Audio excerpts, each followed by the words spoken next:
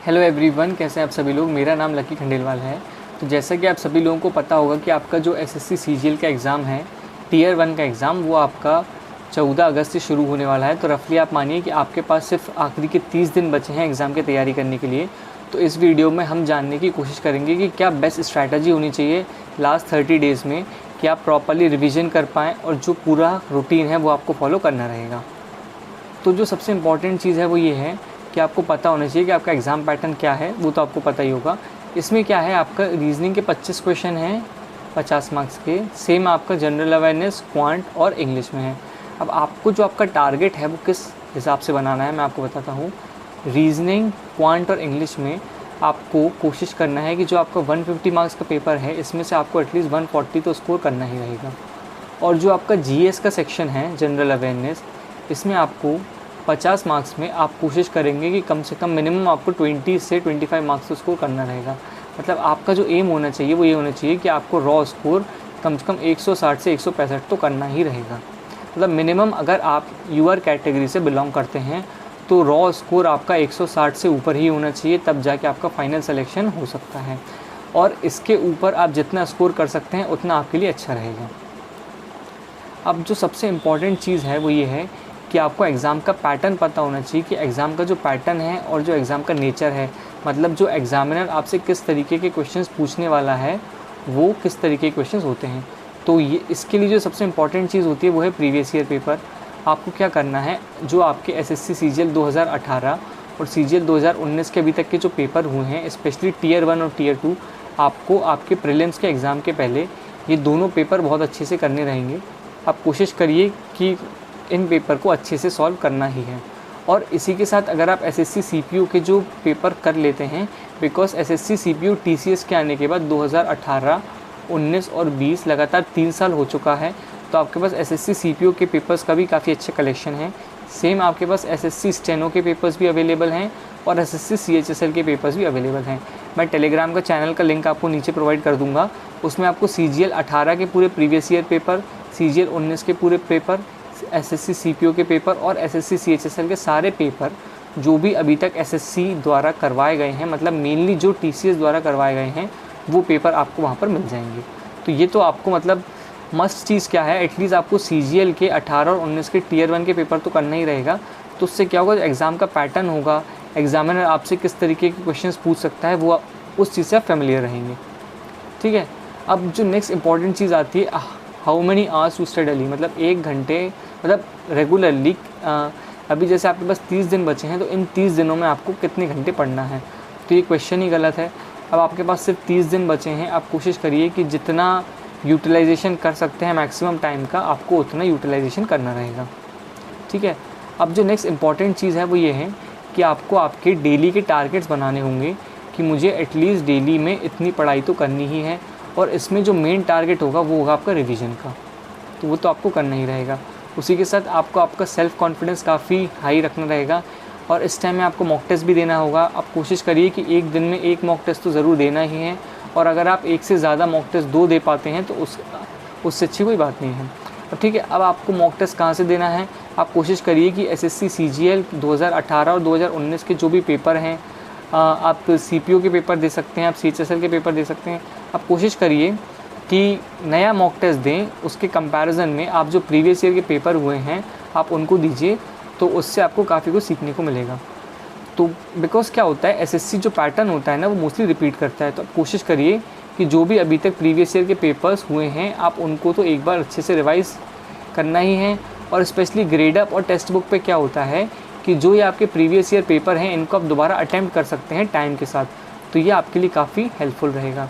जो next important चीज़ है वो है learn the art of skipping. अब एसएससी में क्या होता है, कभी कभी आपको गलत क्वेश्चंस भी डाल दिए जाते हैं, तो जो आर्ट ऑफ स्किपिंग है ये आपको आना चाहिए, ताकि आप एक क्वेश्चन पे अपना ज़्यादा टाइम स्पेंड ना कर सकें। जो नेक्स्ट इंपॉर्टेंट चीज़ है वो है learn the use of options. अब क्या होता है, एसएससी में काफ़ी क्वेश्चंस ऐसे पूछे जाते हैं जो अगर सॉल्व करने बैठ जाते हैं तो आपको काफ़ी ज़्यादा समय लगेगा, लेकिन अगर आप ऑप्शंस का यूज़ करते हैं तो वो क्वेश्चन आप काफ़ी जल्दी सॉल्व कर सकते हैं। ऑप्शंस का यूज़ करके कुछ क्वेश्चंस को कैसे सॉल्व आप इजीली कर सकते हैं, उस तरीके की भी एक पूरी प्लेलिस्ट इस चैनल पर अवेलेबल है, तो उसका भी लिंक मैं आपको नीचे डिस्क्रिप्शन में प्रोवाइड कर दूँगा, वो भी आप पूरा देख सकते हैं। ठीक है, जो नेक्स्ट इंपॉर्टेंट चीज़ है आपके लिए लास्ट 30 डेज़ में, वो है रिवीजन।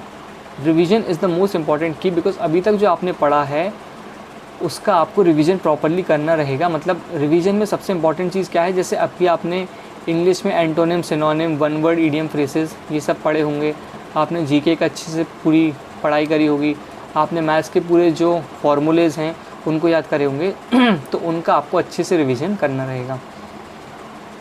और जो लास्ट 30 डेज़ में सबसे इम्पॉर्टेंट चीज़ रहेगी वो है यूट्यूब। यूट्यूब पे आपको ज़्यादा टाइम डिवोट नहीं करना है, बिकॉज़ अभी जैसे आपको पता होगा कि CGL 19 के जो मार्क्स हैं वो आ चुके हैं। उसके बाद काफ़ी सारे वीडियोस आ रहे हैं कि नॉर्मलाइजेशन ने कैसे काम किया, क्या हुआ।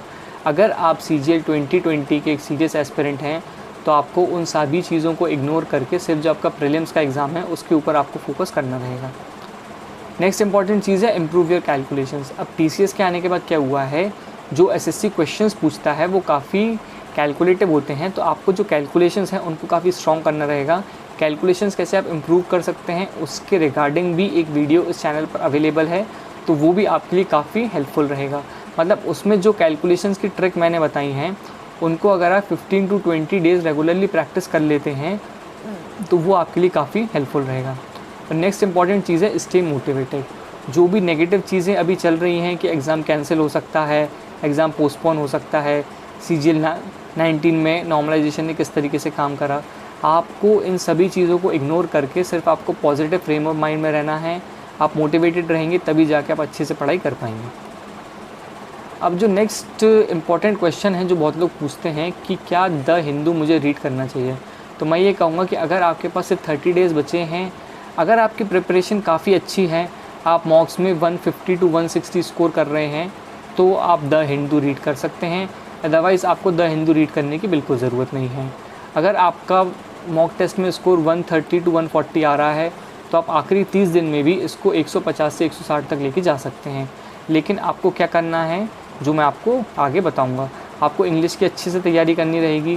जो नीतू सिंह मैम की बुक है प्लेन टू पैरामाउंट पार्ट 1, उसके जो 14-15 चैप्टर हैं उनकी आपको अच्छे से पढ़ाई करनी रहेगी।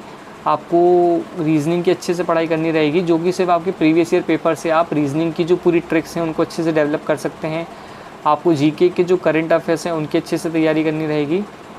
ठीक है, अब जो नेक्स्ट इंपॉर्टेंट चीज़ आती है कि वोकैबुलरी की तैयारी कहाँ से करनी है। तो वोकैबुलरी की तैयारी करने के लिए आपका सिर्फ एक सोर्स होना चाहिए, जो कि है आपका प्रीवियस ईयर। अगर आप प्रीवियस ईयर की वोकैबुलरी अच्छे से कर लेते हैं तो मानिए कि अगर वोकैब से आपके 10 क्वेश्चन पूछे जाते हैं तो 7 से 8 क्वेश्चन तो आप डायरेक्टली कर लेंगे। और अगर आप अच्छे से तैयारी कर लेते हैं तो जो आपके बचे हुए 2 से 3 क्वेश्चन होंगे वो भी आप ऑप्शन एलिमिनेशन की बदौलत अच्छे से सॉल्व कर सकते हैं। अब एक बार अगर आप प्रीवियस ईयर वोकैब कर लेते हैं तो उसका आपको अच्छे से रिवीजन करना है। और रिवीजन के साथ आपको क्या करना है कि जो नीतू सिंह मैम की बुक है प्लेन टू पैरामाउंट, उसमें आपकी पूरी वोकैब अच्छे से दी गई है, जो मतलब द हिंदू में मोस्टली यूज़ होती है। तो वो वोकैबुलरी भी आप एक बार अच्छे से कर सकते हैं। अब जो बहुत बार पूछा गया सवाल है कि जो नीतू सिंह मैम की वॉल्यूम 1 की बुक है क्या वो इंग्लिश ग्रामर के लिए सफिशेंट है, तो मैं आप लोगों से यही कहूँगा कि मैंने सिर्फ एक बुक फॉलो करी है और CGL 2018 के मेंस में और CGL 2019 के मेंस में दोनों में इंग्लिश में मेरा रॉ स्कोर 180+ था। तो मैं यही कहूँगा कि जब मैं एक एवरेज स्टूडेंट था, इंग्लिश मैंने सिर्फ एक बुक से पढ़ी है और मैं 180+ ईज़िली स्कोर कर सकता हूँ, तो आप लोग भी इस एक बुक की बदौलत 180+ ईज़िली स्कोर कर सकते हैं। अब ये मैंने एक बहुत ही इंपॉर्टेंट चार्ट आप लोगों के लिए प्रोवाइड करा है, जिसमें ये नंबर है, इसका स्क्वायर, क्यूब और स्क्वायर रूट। तो ये मैंने 1 से 50 तक आपको प्रोवाइड करे हैं। इसकी जो पूरी PDF है वो भी आपको टेलीग्राम चैनल पर मिल जाएगी। तो आप कोशिश करिए कि 1 से 50 तक आप स्क्वायर तो एटलीस्ट याद कर सकें। और क्यूब मैं आपको बताता हूँ आपको कैसे याद करना है। जैसे आप देखते हैं, अगर आपके पास कंपाउंड इंटरेस्ट का क्वेश्चन आया और उसमें आपको रेट % दिया गया है 10%, तो जो आपका आप मानिए कि प्रिंसिपल है आपका 1000, 10% के हिसाब से आपको निकालना है कंपाउंड इंटरेस्ट 3 साल के लिए। तो आप क्या करेंगे, 110/100 इंटू 110/100 इंटू 110/100। तो ऊपर क्या आएगा आपका 11 इंटू 11 इंटू 11। तो ऊपर क्या आएगा आपका 11 का क्यूब। तो डायरेक्टली अगर आपको 11 का क्यूब याद होगा 1331, तो आप क्वेश्चन ईजिली सॉल्व कर सकते हैं। अब सेम अगर आपको जैसे रेट परसेंट दिया होगा 5%, तो ऊपर क्या आएगा आपका 105/100, तो ये क्या होगा आपका 21/20।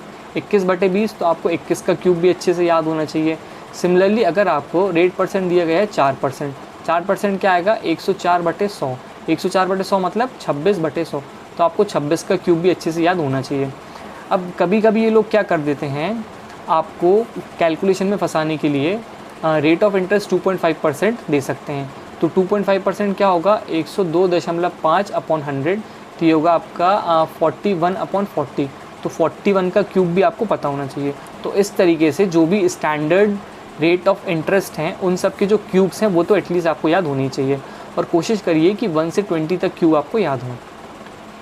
ये 11 से 20 तक, 21 to 30, 31 to 40, 41 to 50, यहाँ मैंने आपको स्क्वायर, क्यूब और स्क्वायर रूट भी प्रोवाइड कर दी हैं पूरे, ठीक है। अब नेक्स्ट जो रीजनिंग के लिए इम्पॉर्टेंट चीज़ है वो ये है कि आपको कोशिश करना है कि आपके एग्ज़ामिनेशन में आपको जैसे ही रफ शीट मिलती है, अगर आप इसको याद कर लेते हैं तो बहुत अच्छी बात है, अदरवाइज़ आपको इस तरीके का एक चार्ट बनाना रहेगा।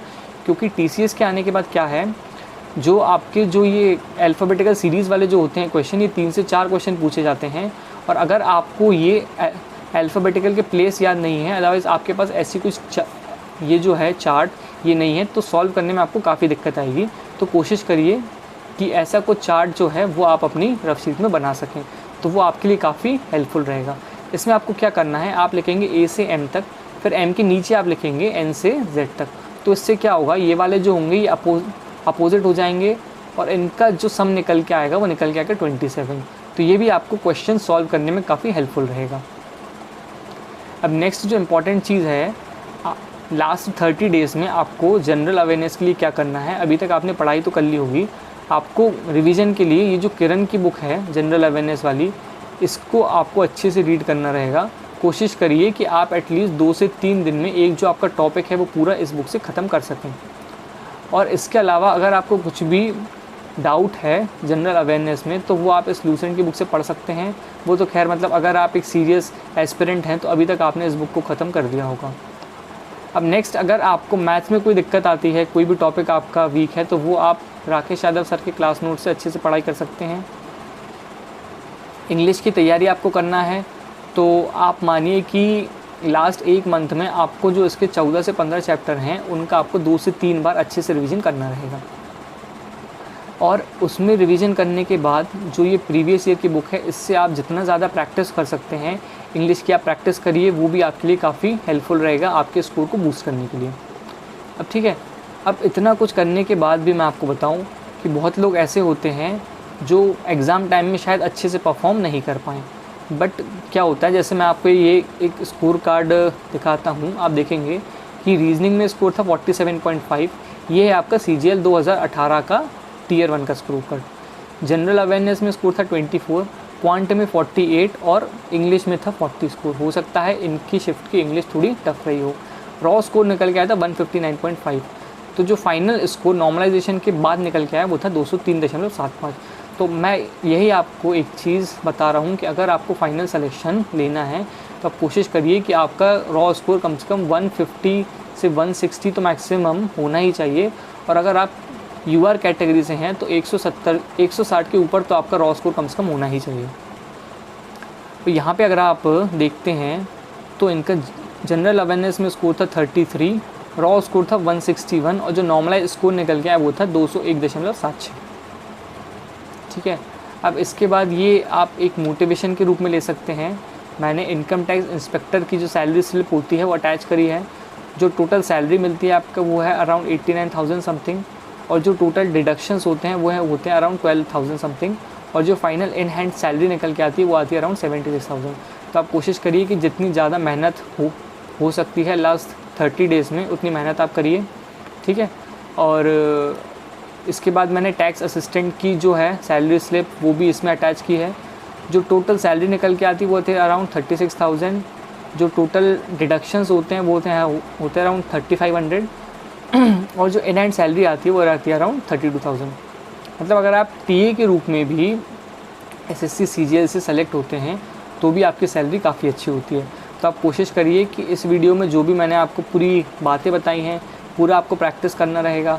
इंग्लिश में जैसे आपको वन वर्ड हो गए, ईडियम फ्रेजेस हो गए, एंटोनिम सिनोनिम हो गए, इनकी तो आपको अच्छे से तैयारी करनी रहेगी। और जीएस में आपको करंट अफेयर्स की काफ़ी अच्छे से तैयारी करनी रहेगी। और इसके अलावा आपको कुछ भी डाउट है तो आप नीचे कमेंट कर सकते हैं। इस वीडियो को लाइक करिए, चैनल को सब्सक्राइब करिए। Thank you very much.